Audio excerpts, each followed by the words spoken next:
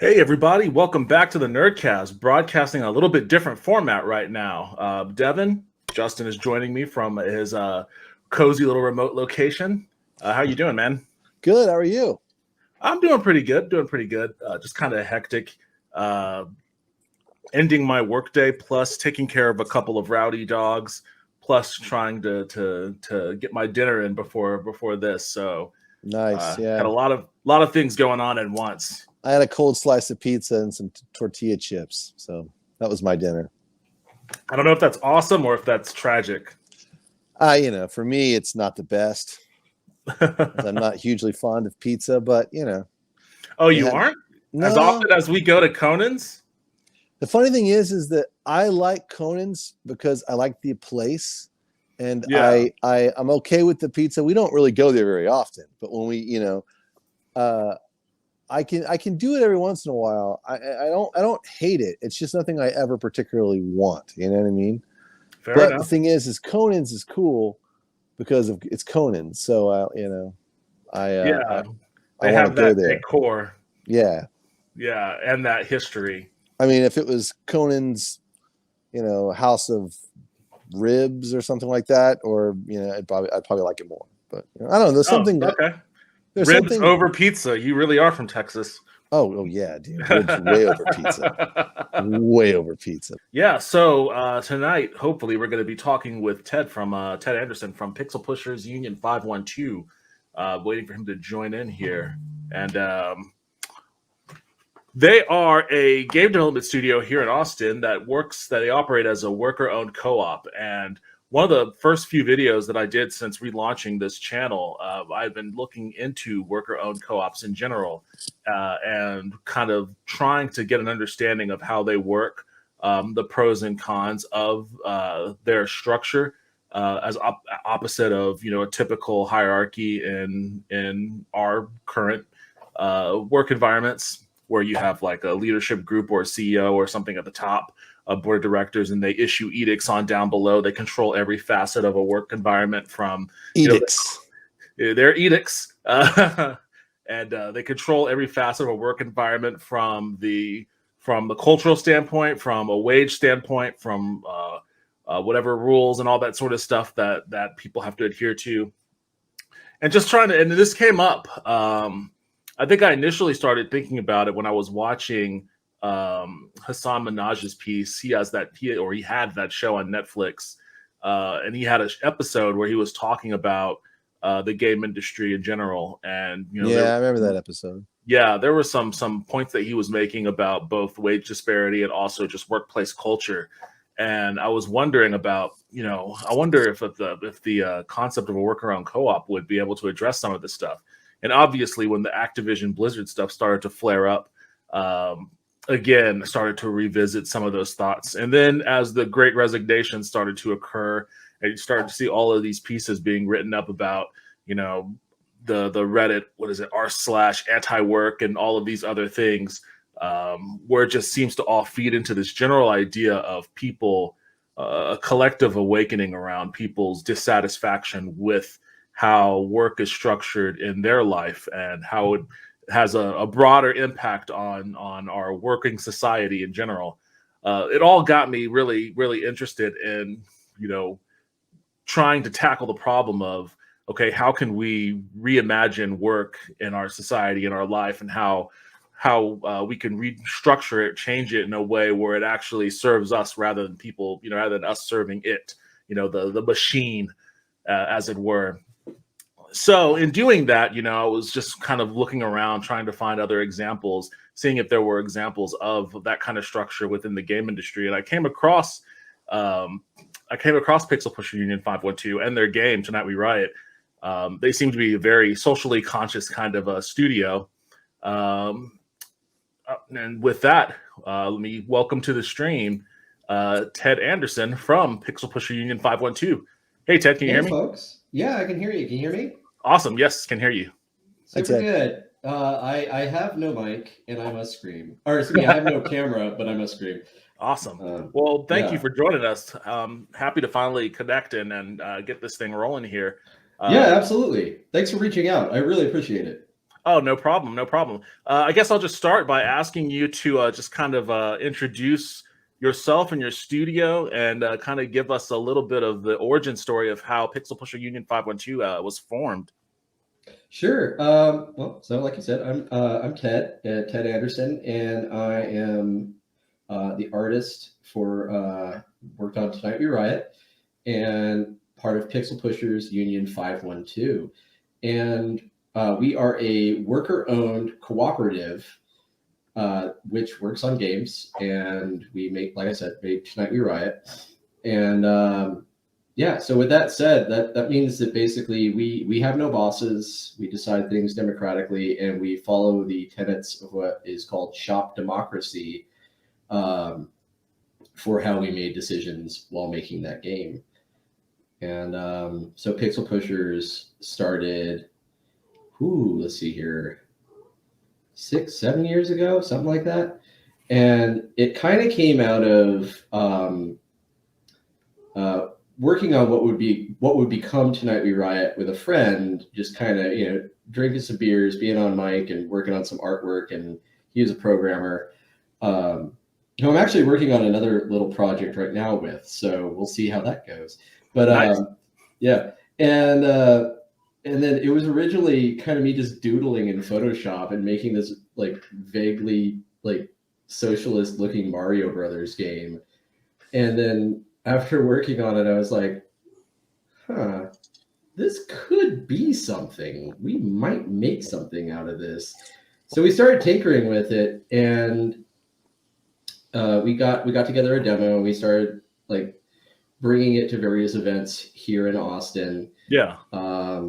And really started to actually like polish it, and from like a little kind of crude concept into something that could be a real core gameplay loop.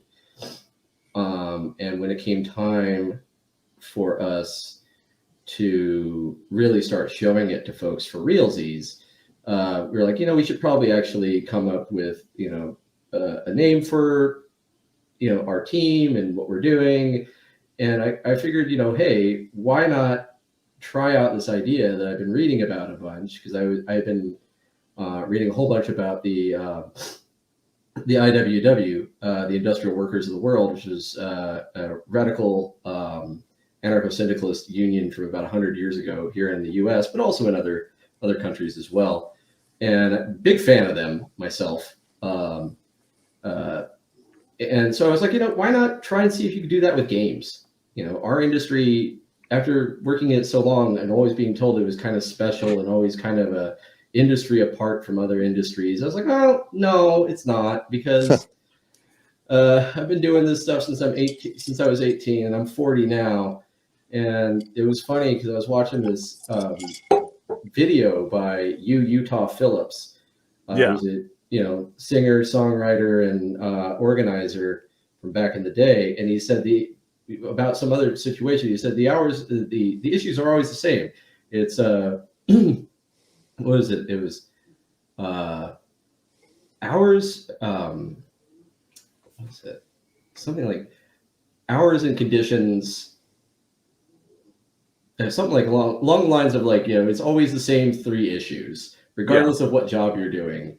And I was like, yeah, no, it very much is. It's definitely hours, working in games, doing crunch, having done that several times, and how much that sucks, and seeing it literally destroy people. And oh gosh, I'm trying to remember what the third one is, and I'm totally blanking on it. So you decided to go for the worker-owned co-op, the worker-owned co-op angle, because of your experience in the industry before. So you'd worked in the game industry for some years prior to that? Oh, yeah. And I'd worked at companies big and small. I'd worked on projects, from AAA to mobile to they aren't as prevalent now, but there was a lot of companies that were just basically what I used to call port houses that would just, port out games. And so that's actually... We both worked for one of those. Yeah. Oh, cool. Yeah, we have some industry experience as well. Oh, right. But so I've worked on a bunch of different companies, and I really just took those experiences because I really, rode the entire, kind of story arc from the stars in the eyes, literally teenager, being like, wow, I'm making the video games, my dream, to, oh my God, they will kill me. Yeah, it's funny how completely they crush that. You know what I mean? It's yeah. And it's sad too, because like it's such an abusive relationship a lot of the times. Because I feel like one of the things that does make games special is that most people get into it because they're very passionate about wanting to be creative and wanting to make something cool for other people to play. Yeah. And I know that's how I am. Like, I like making experiences for people, and regardless of what I'm making. And yeah, I've encountered a lot of people in the industry who are just really brilliant, passionate people that just had a lot to offer. And I would see them, their will to work and even to live to an extent be systematically crushed over, periods of time that just made me it really does take a lot of the sheen off of the glitz and glamour of working in the game industry, even with all of the positive reinforcement you get from, people who play your games and give you a lot of feedback. All that stuff is really cool, but sometimes it's positive. Sometimes it's positive. Yeah, that's a different story altogether. But how long has Pixel Pushers Union been around? As like a real for reals like legal entity. I think it's been probably about 5 or 6 years. Okay, cool. Filed the paperwork, and then there was a brief spate of time where because we were still very much in production and I was focused on that our like LLC lapsed for like a hot second, and I was like, oh crap, gotta redo that. So like technically there's a break in the middle, but anyways, it was still very much a team. But yeah, so we worked on we worked on Tonight We Riot for about 5 years, and that's all like, indie times, nights and weekends kind of thing, where, if it had been like a real full-time project where we had like salaries and stuff, we probably could have kicked that game out in maybe a year and a half. But it was more comfortable that way. And I was doing all that while also being like a new parent to two kids, and that was always the priority. And so like half the team were family, people who had kids. And I always said, like, don't beat yourself to death on this game. Don't do anything that takes you away from your family. Don't do anything that's like, oh, my wife's pulling double duty tonight because I'm making sure Tonight We Riot happens. Like, no, absolutely not. Just go do that. That is far more important. This game will still be a game when you come back to it. And I tried my very best to live by the principles that I wanted to set it up with. And, I think probably, something I've brought up in other interviews before, but I've still like was so happy when it happened, was that while we do shop democracy, what that means is that we have no bosses, we have no managers, everything is decided democratically. And there's to a degree of granularity, of course. We're not going through there and like, what kind of font should we use? Artists, you can trust yourself to do that. That's one of the questions that I have for you, like in asking about how the structure of your company is set up. I just based off of my own experiences, I know that there is a lot of butting heads between personality types in the game industry, especially when it comes to making like the big decisions. And in those situations, like as much as it pains me to admit it, I could see a real utility in like the sort of authoritarian project manager or whatever who like has the final say and like drops a hammer of Thor down on a decision that everybody has to adhere to, especially like when we're talking about stuff like crunch and coming up on deadlines and all of that sort of stuff. That's usually where that kind of thing factors in.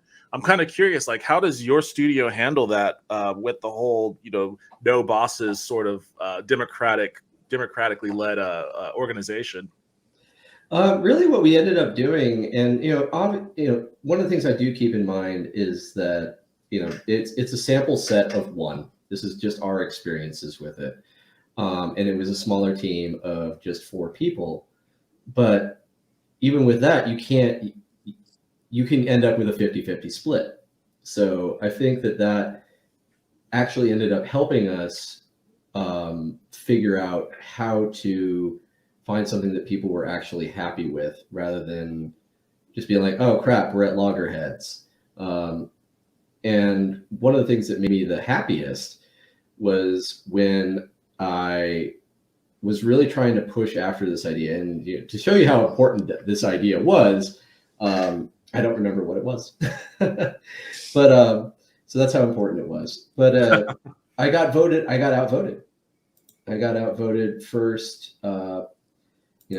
One person wasn't sure but wanted to give it a shot, and the other two people were against it because they thought it would lead to feature creep.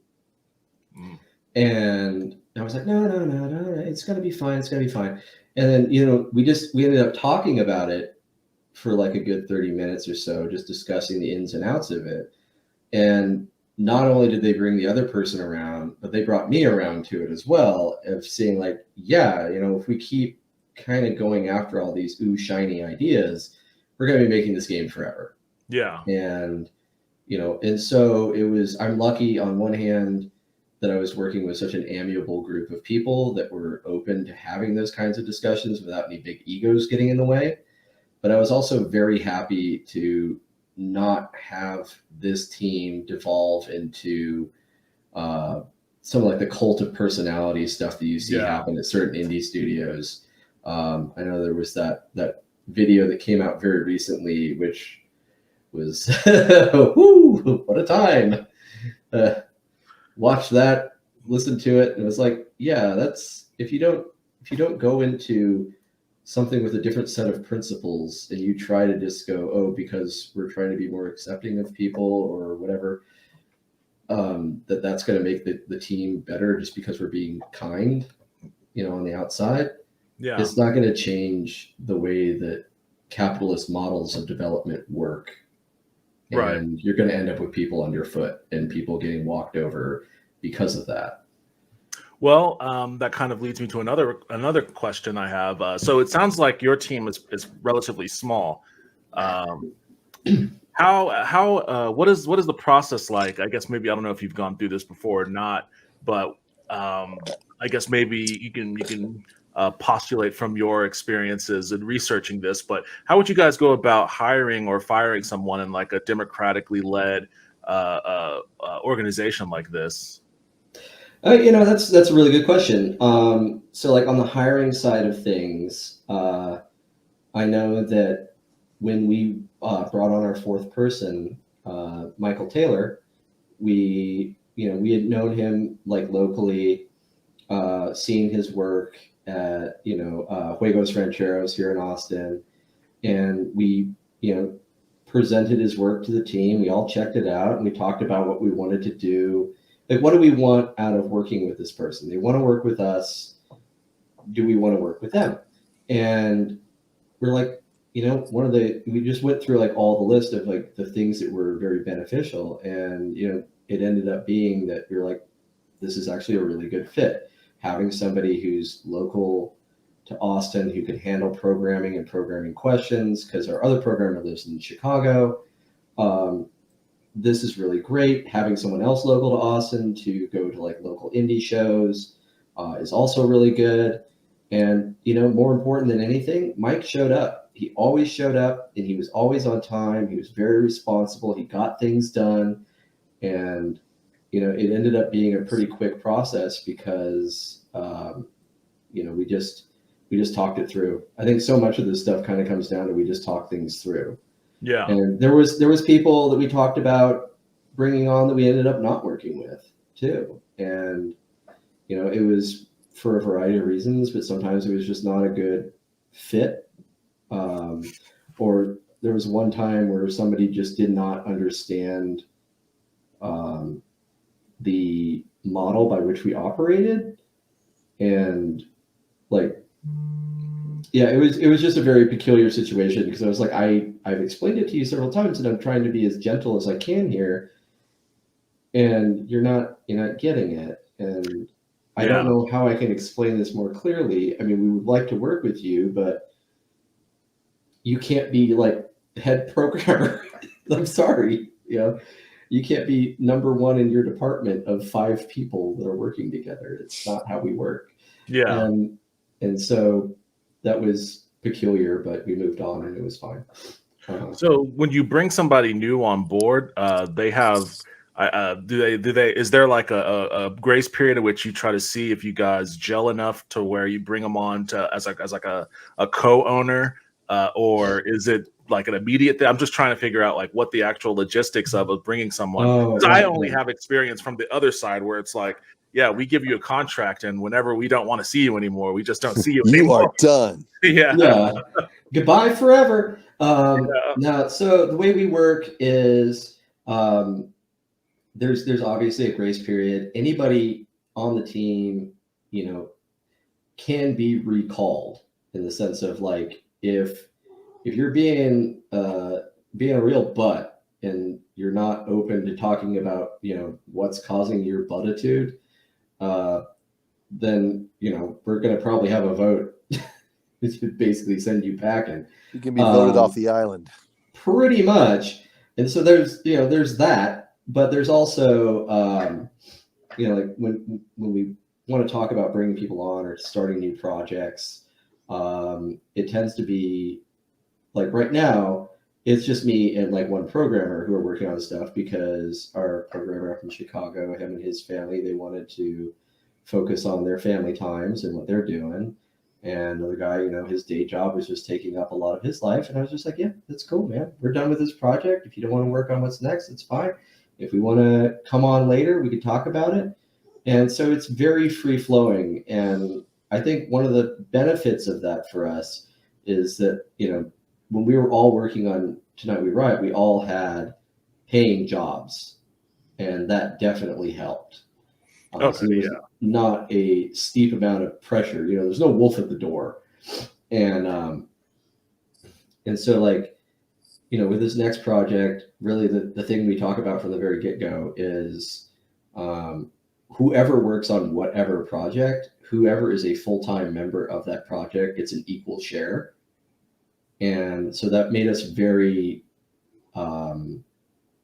careful about who we brought on, what we needed, and what we could contract out. And so even though, I was doing most of the art for the game, there was gaps in my own skill set that would have taken me a long time, and that I probably would not have been able to do a very good job at. Like the really great poster design we had by an artist named Andrew Olson. Just a fantastic artist. He was a friend of a friend, and we contracted out for that because I was like, I'm not the world's best digital artist at that scale. Yeah. And we also ended up working with somebody who on Twitter is at Cast Pixel, who did all the little player portraits in the game. Oh, cool. Yeah. Even though I've gotten better at doing those, that was still not like something I was super great at. Yeah. Okay, cool. So like for I guess to fill in some of the gaps in your dev team, you do like contract stuff out with other freelancers and whatnot. Yeah, and absolutely. And so one of the things that was also a principle for us going forward was that we always paid well for our contracts. We didn't accept free work. Everybody's labor had value. Yeah. Because we got those kinds of offers from time to time. And I remember like almost having to have an argument with this guy and gal, I think there were a couple I think it was at PAX West, maybe PAX South, one of those. Anyways, and they're like, yeah, we'd really like to work for you. We'd really like to do some stuff for you. She does music and I do programming. Is there a way we can help? And I was like, yeah, give me your business cards. I'd love to reach out to you. Like, yeah, we'd even work for free. And I'm like, well, no, I'd give you money. And they're like, no, we'd work for free. And I'm like, no, I will give you money. And they were like almost like insisting. And I was like, yeah, did they know like what you guys were all about when they were offering? Yeah, no. And I was like, no, your labor has value. The things that you do have value. I will pay you for the work that you do. Yeah, it almost Take my sounds like money. it almost sounds like a trap. Like they were trying to trick you into getting their labor for free, so they can get you on a No, gotcha. no, I think that they were just being very Yeah, earnest and very excited. I think, it was also, enthusiastic. yeah, like at the time, it's so weird how like, it's the what is it, the the years when weeks happen, the weeks when years happen. It was still the, uh, years when weeks happen moments of like, before things got real bad. Yeah. So people weren't being all weird about that kind of stuff yet. Um, Curiously enough, we never really got anybody being, just big nerds at our booth ever, which was something we were always kind of waiting for the other foot to fall on, and it never happened. No big nerds. Yeah, like people coming up and being like, "A socialism, huh? Well, what if I wreck up the joint?" It Yeah. never happened. Like no one was, it's just like people would see it, and if they weren't interested, they just keep walking, and that's fine. You Well, know, that's definitely a big plus. That's one thing I would definitely assume would be an encounter you would have at something like PAX. yeah, and we actually talked about that quite a bit, especially like beforehand and after we shipped the game, because I was actually pretty anxious upon shipping the game about whether it had people like doxing me or driving by taking pictures of my house, weird shit like that, and no, it never Yeah, happened. I will say after playing the game, it definitely delivers the kind of radical message that I would assume would have you on somebody's watch list. I mean, I'm sure I am. I'm sure there's a very boring FBI agent who's got, a long list of, well, he's on the porch and drinking a beer. He's he's talking to his wife about planting potatoes in a raised bed. Hmm. Gotta Yeah, ignore that guy. that. It's like, Yeah, that guy's following probably quite a few weirdos on Twitter also, so I wouldn't oh yeah. be too concerned. Yeah, no, it's funny because like I remember when I first started getting involved in like organizing and like doing like socialist groups and this, that, and the other, and I was so terribly worried about that. And it was kind of funny because at the same time, one of my buddies was in the army, and I didn't know he was going into this, but I would find out later what was going on. He was going into the intelligence services. Oh, And so I am, I'm riding to lunch for some of my friends in a car, and I get a call from a number that says blocked. I'm like, what's that about? And I get a call, and there's so and so. It's like, hello, is this Theodore Anderson? And I'm like, yeah. He's like, this is so and so from the FBI. And I'm like, oh my God, like they're going to Mr. get Anderson. me. Yeah, and no, it turned out they just wanted background information on my friend and wanted to see if he was someone who could be trusted. And it was very, very low key.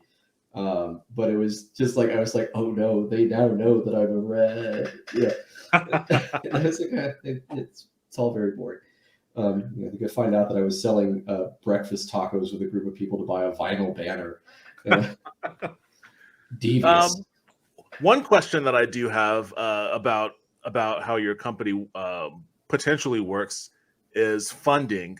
So how do you guys go about getting funding? Because again, I'm only familiar with traditional avenues here, which is like you go to some investor or venture capitalist or whatever, and they just give you a bunch of money, and ostensibly they own your work as so long as they fund you. So how does getting money for your projects work in your situation?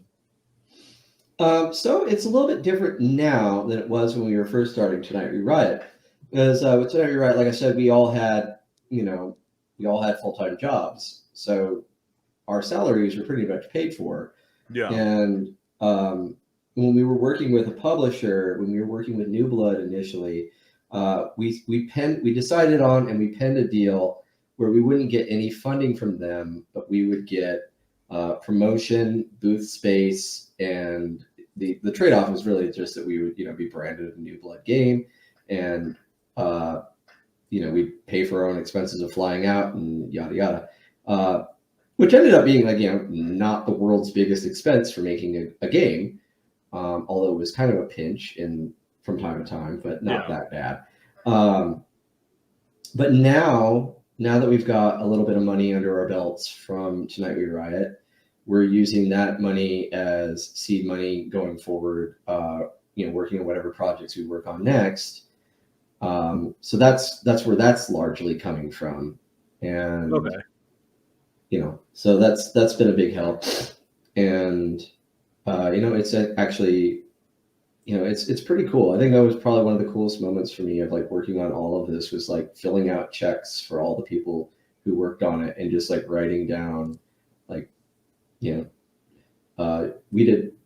we all voted amongst ourselves to give 4% of all profits to the person who initially worked on the prototype with me, even though they cut out after the prototype. Yeah. So I cut a check to them, and we cut 24% to the rest of everybody else. And it was probably one of the proudest moments, was just being like, wow, here we are, we're doing it. This is the real deal. Awesome. Especially like those first checks that were like pretty decent size. And I was just like, this is enormous. This is so cool. Yeah, that's awesome. So I guess Justin and I, we had discussed at times in the past when we were talking about potential unionization efforts in the game industry, how that might affect the development process on bigger titles. I'm kind of curious about your input on this. So in your experience in working at a worker-owned co-op game studio, how do you think that would affect developing like your bigger blockbuster type titles? Like, is that feasible in this kind of structure and environment, or would a move towards more worker-owned co-op type games change the nature of the types of games that are being developed? I think both, really. I think that the current studio model with like AAA, where you're grinding out sequel after sequel after sequel of money making games for investors as quickly as you possibly can, and trying to drop them between September and November of a fixed year cycle. I would want that to change. You obviously want to try and drop your game in a time where it's going to sell the best. Yeah. But you also, don't need to force everybody to grind themselves to death, because what would normally take a year and a half, you're trying to squeeze into 3 months before October. Yeah. I don't think that should exist. However, the ideas of shop democracy absolutely scale. And if anything, it's probably one of the things I'm most excited about for this model, because one of the things that has bothered me the most about this industry as I've come up in it is, especially as an artist, there's no room to grow. There's no room to sustain yourself. Yeah. The model is usually like you start off as an intern, junior artist, you work your way up to basically, working as a regular artist, then senior, then, blah, blah, blah, up the list, to eventually you're a manager. Yeah, it always seems to push you towards a managerial position. Right. But the biggest push for that is people chasing a bigger paycheck. Yeah. And that sucks. That model sucks. And it's not because people shouldn't be paid more. I agree, they should be paid more. But it's because people being almost trapped into a managerial role, even if they're not good managers. Yeah. They're trapped there because they can't step down. The pay is too good. I mean, buying a house right now in the United States is a friggin' fever dream for most people. But, yeah. And I've had so many crappy managers in my career. I mean, I've had good ones too, so don't get me wrong. I know that it's a skill. Management is a skill, but it should be something that is not tied to a paycheck. Yeah. It should be something that is democratically elected and open to recall at any time. I remember when I was working at BioWare, there was a guy who was a really brilliant programmer, and he, worked his way up to being, I guess, Well, I would say he was pushed. He was pushed up into being in a lead role. And I remember having lunch with him one day, and he was just very upset over the fact that he didn't code anymore. Like he spent all of Yeah. his time doing managerial stuff and occasionally dipping into code reviews. But other than that, like he really just wanted to, he wanted to do what got him there. What got him there was Mhm. his work as a programmer. And he was very like despondent over the fact that he just somehow worked his way out of what he wanted to do. And it never made sense to me that you would have someone who was so brilliant at doing that one thing that they really like to do, and then like they would career path his way out of that position. Uh, Mhm. and yeah, I guess it makes sense that it's a money chase, but that doesn't really seem like it's good for him or her, or the company itself, because now they lost a talented programmer. Yeah, and if anything, yeah, it's just bad all around. Like you've decreased your efficiency. And a very productive person is no longer happy. The people who Yeah, are working under them are probably suffering because there's not good management going on.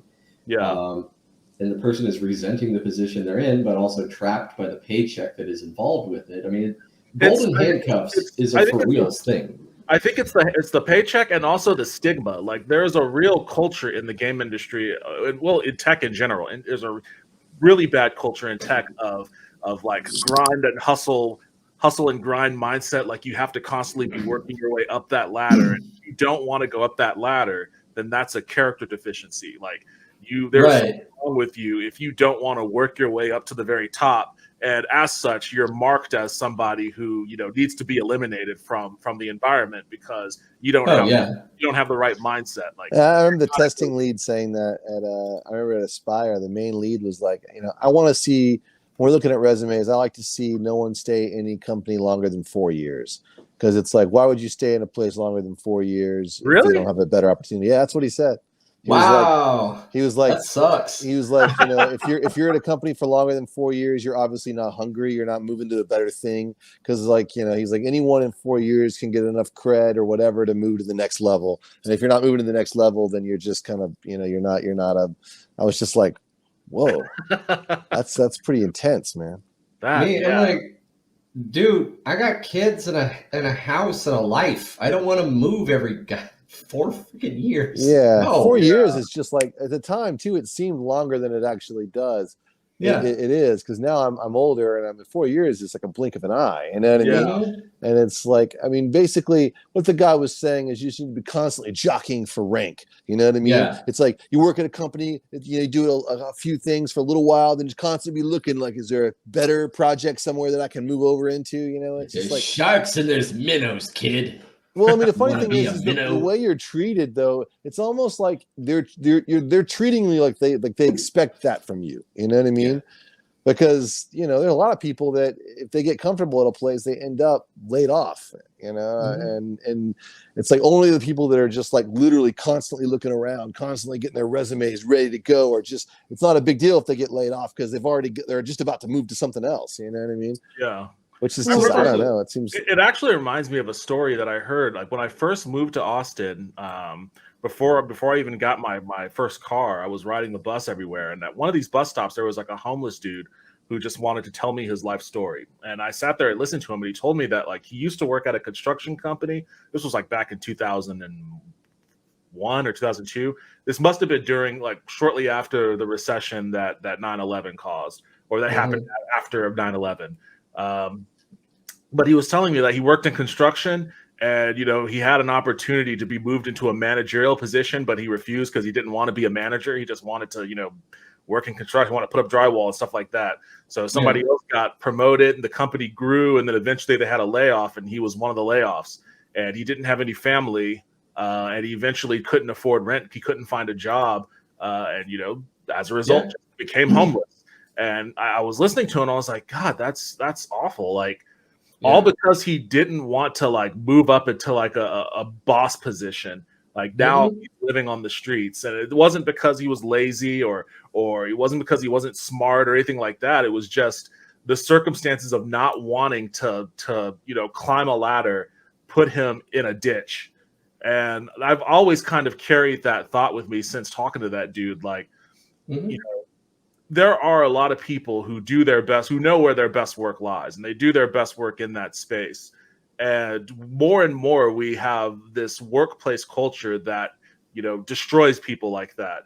And I think that's why Mhm. we see some of these trends with, like, r/anti-work and people that take themselves out of the workforce purposefully, and the Great Resignation and all of that. Like, I feel like Oh there's man. a push Yeah. on all of that. And when I sit here and watch these stories about, you know, unionizations going on in different studios, like Vodio Games recently Mhm. formed a union. I think the first North American game studio with a union. And Activision, Blizzard are trying to. I think they're currently facing some stiff opposition from their new owners in Microsoft. I don't know what's quite going on there, but it I do seems. keep tabs on that a little bit over on the Tonight We Riot account because yeah, on Twitter, because like I figured, hey, the game is well and truly shipped. I might as well use a large audience to push this kind of stuff. And so like I know that like Activision Blizzard has hired a union busting firm to Yeah. come in and mess with that process. Yeah. And to me, it just strikes me as like, this is an opportunity. A lot of game studios, and Justin and I have also, dipped our own toes in these waters. A lot of game studios are formed from workers from other game studios, either getting laid off or quitting or anything like that. Mhm. Like, that's pretty much what sustains the industry, is that massive, colossal turnover rate from especially big studios, but also small studios as well. And it got me wondering, like, what if a lot of these workers who especially at Activision Blizzard, who might end up, walking out of there if those unionization efforts are crushed, and if Bobby Kotick is allowed to continue to serve as the CEO, like, what if there is more of a move to just for these new studios to form as co-ops and like cultivate that environment within the game industry, and then use that to kind of push towards unionization in the non-co-op studios. So have you had any discussions or collaborations or anything like that with any of the other? Like, there are a couple of other game studios that are co-ops as well. Right. Have you talked to any of them about that? So like I do know that there's definitely like a Discord about that sort of thing. Let me look it up real quick. It is the Federation of Worker-Owned Game Studios. You can check Federation it of out. Wow, Yeah, that's a very official sounding title. yeah, and it's pretty cool. I wish I had more time to be directly involved with that. Okay.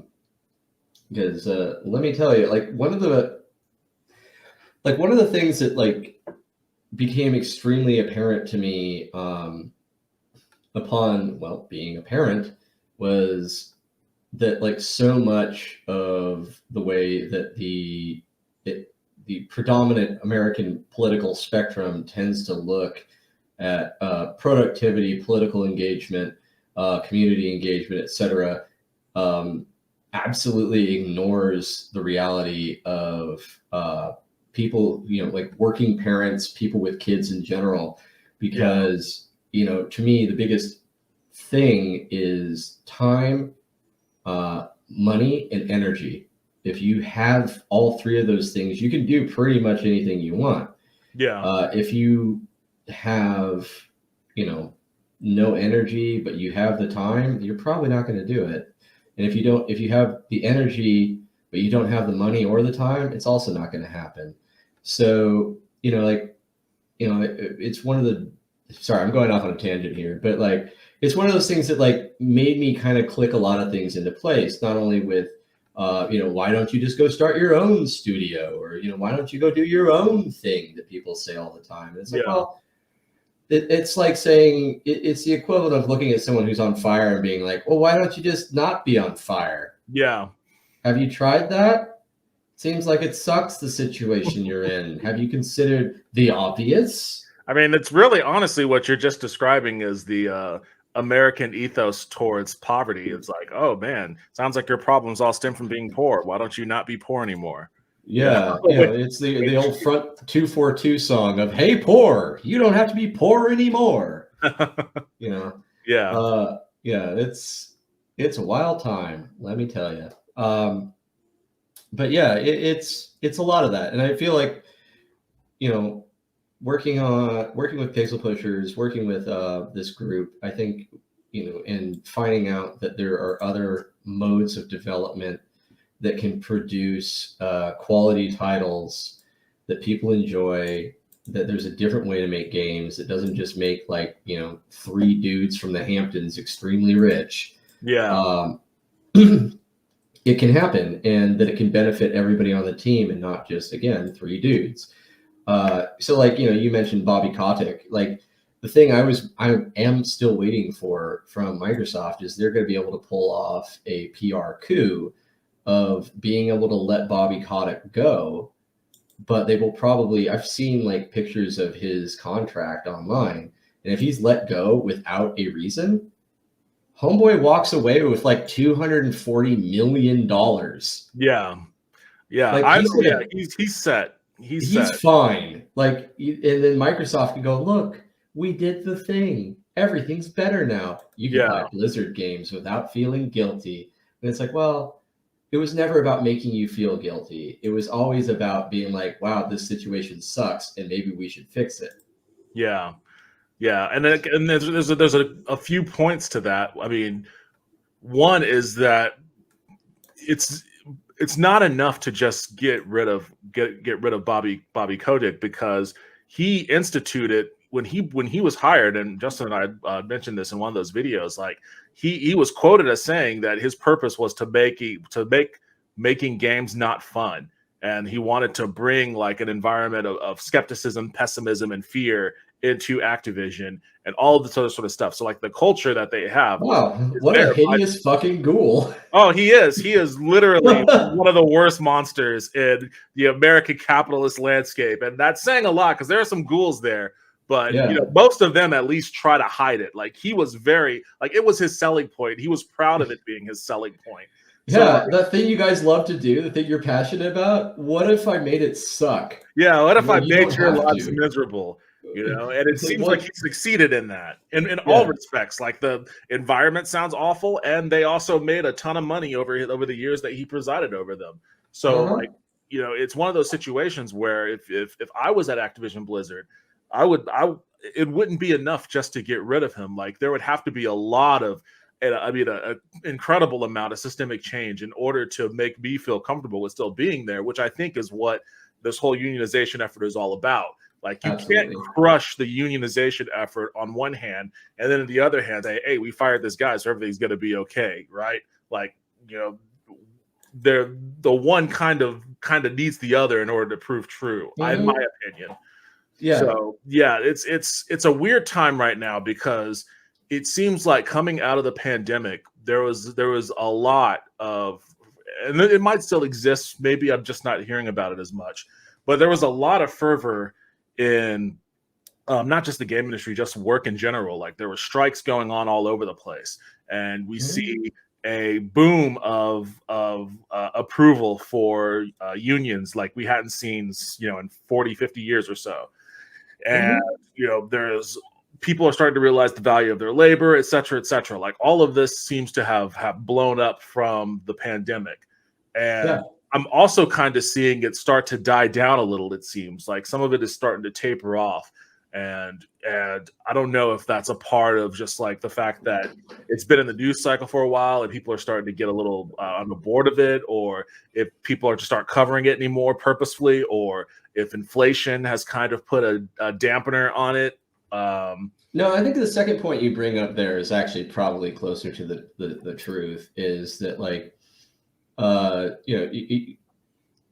you're dealing with a wholly capitalist owned media, they have a vested interest in not covering organized labor. So if you look online and you watch the movements that are happening, especially like with Starbucks workers throughout the US right now, I mean, that thing is exploding in the best kind of way. and it's having a ripple effect across other industries. And that is so cool. And you know what? Absolutely solidarity to those people and the hard fight that they're doing, because I mean, just every step of the way, it's been a slog, and they're doing the real work. And you know, I'm just in awe. I'm just in awe of those folks. And I think one of the things that's like, you know, just really kind of come full circle on a lot of this stuff is kind of like you're talking about, you know, people realizing the value of their labor is, you know, especially for like our generation, you know, because, you know, we're getting a little older. I got gray in my beard too. And, but, you know, we were taught, you know, from when we were young of, you know, you work hard, you're going to do fine. Everything's going to be good. You're going to be okay. And by the way, you should also absolutely go to college, and then handle that debt for the rest of your life. But, you know, we realized as we roll into our 30s and 40s that never materialized, and that it was always a friggin' lie. And that you know, when someone tells you that they got rich through hard work, you always ask whose. Yeah.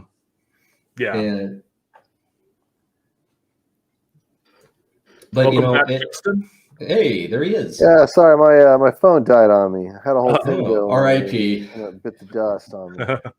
Well, we were coming up on an hour, so I don't want to monopolize your night. But one thing I wanted to ask, Justin, if you had any other questions, by all means, jump in here. But one thing I did want to ask is, what is your opinion on the outlook of unionization or worker-owned co-ops in the game industry, you know, going forward? I think that unionization in the game industry will happen. I think it must happen. I think it's a lot of hard work and dealing with the idea that sometimes it's going to fail, and you can't let that get you down. This nation, the U.S., has a long and terrible history of crushing unions. If I could suggest a book to your readers, if you don't mind, sure. I would suggest picking up this book called, let's see here, let me make sure I get the name of the author correct. It is called There is Power in a Union, The Epic Story of Labor in America, and it is by Philip Dre. It's a fantastic book that goes from the days even before the United States existed all the way through its history up until very recently. And I mean, just eye-opening read. And, okay. I mean, what was the author's name again? The author's name is Philip Dre. Dre, okay. The name of the book is There's Power in a Union, The Epic Story of Labor in America. I recommend it. It's extremely good. It's a thumping good read. At times it could be a little depressing, but there's also some incredibly uplifting parts of it too. You get to learn about some of this nation's greatest unsung heroes, and there are just some amazing stories within there. And there are also some amazing stories that will leave you wondering why you never learned them. Yeah. You know? Cool. I'm definitely going to put that on my reading list then. Yeah, it's a pretty stout tome, but I assure you it's actually pretty flowing reading. It's a good time. Well, not like a good time, but like, you know, it's easy enough to informative time. Yes. You know, you don't like grinning ear from ear to ear when you find out that, like, you know, the Great Railway Strike of like 1877, the National Guard shelled flat parts of St. Louis, Missouri, because that's a good way to break a strike, I guess. Jesus, yeah. There's a lot of, it's a bloody history. Labor movement. You can't beat them, kill them. Yeah, it's a very bloody history. All right, Justin, do you have anything to add? Well, the problem is that I don't anything. I mean, I think that in general, you know, it was just kind of interesting. I mean, I was going to say earlier, my question was going to be, you know, how do you deal with the uncomfortable matter of the bill? You know what I mean? Like the monies, because the monies is always but you kind of answered that earlier. So, you know, it seems like it's just, you know, a kind of a Beatlesque, you know, scenario where, you know, everybody agrees, and if they don't agree, you don't do it. You know what I mean? Mm-hmm. Yeah, it's, you know, really like the money side of things is something we've always tried to keep in mind is like being as honest about it as we can. And I think that's why when we teamed up with Means Interactive, which is the video game department of Means TV, and they ended up helping us actually publish the game out the door. They were great. They were fantastic. They are also worker owned, and they are also an excellent streaming service for if you want to get some good leftist content. Check them out. Yeah. But it's been a really fantastic time working with them, and also being able to reach out to different left communities out there. So we've got ourselves. There's so many workers in the world, and all we need to do is realize that we all have way more in common with each other because we work for a living rather than own for a living. And with that in mind, I mean, it's like Big Bill Hayward said, the workers of the world have more power by putting their hands in their pockets than letting the capitalists do so. So all we need to do is stick with each other. Yeah. Solidarity. Awesome. Well, Ted, thanks for joining us. Can you tell us where people can find you online and on Steam? Sure. Yeah. So we are Tonight We Riot on Steam, and you can look us up there. Real easy, just search Tonight We Riot. We're also available on Good Old Games, itch.io, and on your Switch if you have one. And awesome! I didn't know you were on the Switch too. Nice. Yeah, it was. I'm actually a little bit proud, and I want to sing the praises of our programmer, one of our programmers, Stephen Meyer, because I worked at Retro Studios and I shipped 3 different Nintendo products, and kicking those games out the door through lot check, I never saw a single one of those make it through lot check on the first try. And Tonight We Riot, first try, baby. Oh, that's awesome. Yeah. So I was expecting like 3 months of testing and bug chasing, but nope, we done it. That's awesome. I have plenty of experience with doing those TRC passes for Sony and Microsoft. I don't think I've done one for Nintendo, though. Sony was insane. Well, I've heard horror stories about Nintendo being the worst. Sony, I think it's just a matter of if you can grease their or line their pockets well enough. But yeah, you go both ways. Yeah, and if for whatever reason you want to take a look at the more recent stuff I'm making along with some of my friends, you can follow me on Twitter. I am at pixel_possum, and I'm there dropping spicy leftist tweets and pretty pictures from time to time. Awesome. Awesome. Well, thank you for joining us. This was very fun and informative. Yeah, thank you so much, man. Yeah, absolutely. Thank you guys for reaching out. And, I just really appreciate the opportunity to get to talk about the game, the experience of making it, and the team and the process involved. Awesome. Okay, well, this is going to end the stream for tonight. So thank you, everybody. I don't know when I'll stream next, but I'll let you all know. So take care. All righty, y'all. Have a good night. Hey, everybody. Thanks for watching the video. If you liked what you just saw, hit the like. If you want to see more, hit subscribe. I'd appreciate it if you did both. They would be very good for the channel and help me build the community here. If you have any kind of comments or opinions or anything like that, by all means, drop them in the comments section below. I like engaging with y'all, want to do more of that. So thank you again, and see you next time.